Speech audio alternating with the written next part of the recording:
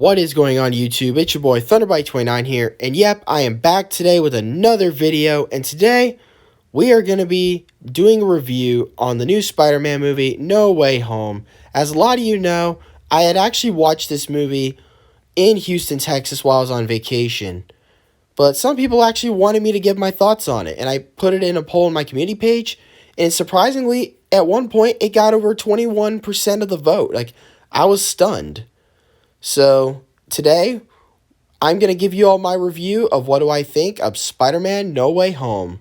So, without further ado, let's begin, shall we? But before I begin, I'm just going to warn you, there will be some spoilers in this video. If you do not want to hear them, please do not watch this video. Thank you. So, basically, this movie was about Peter Parker, whose identity gets revealed as Mysterio had leaked his identity to the entire public.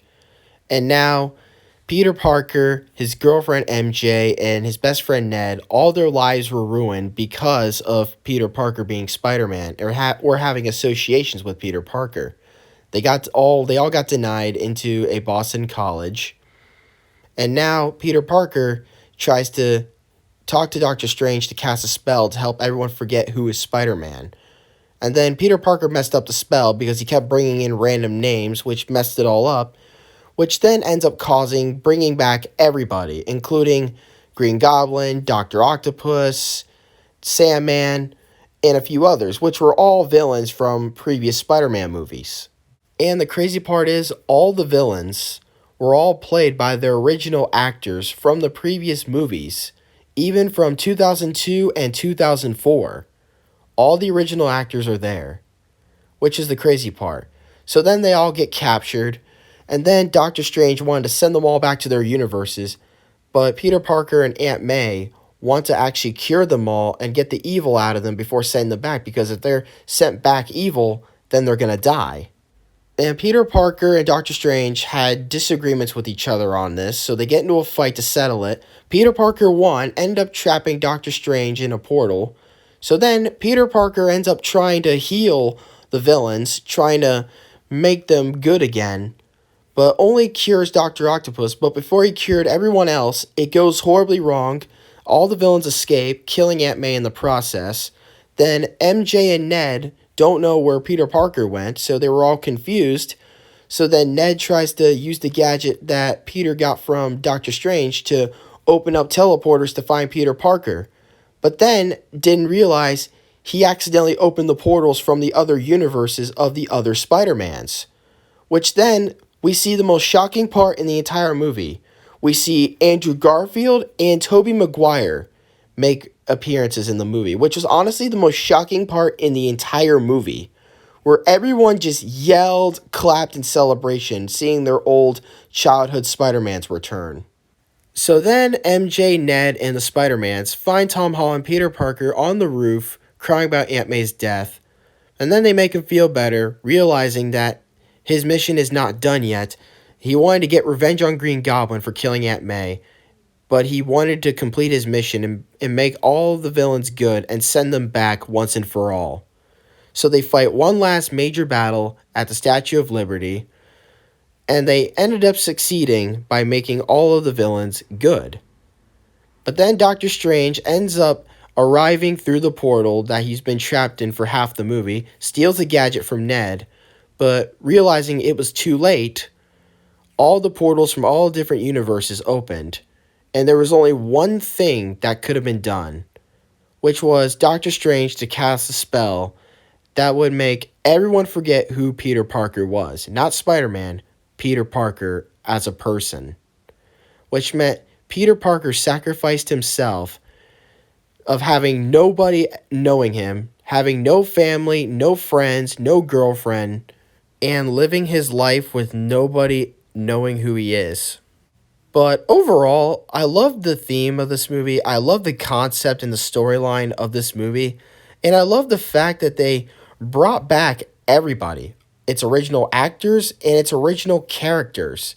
It's like Marvel did the impossible that no one has ever attempted before.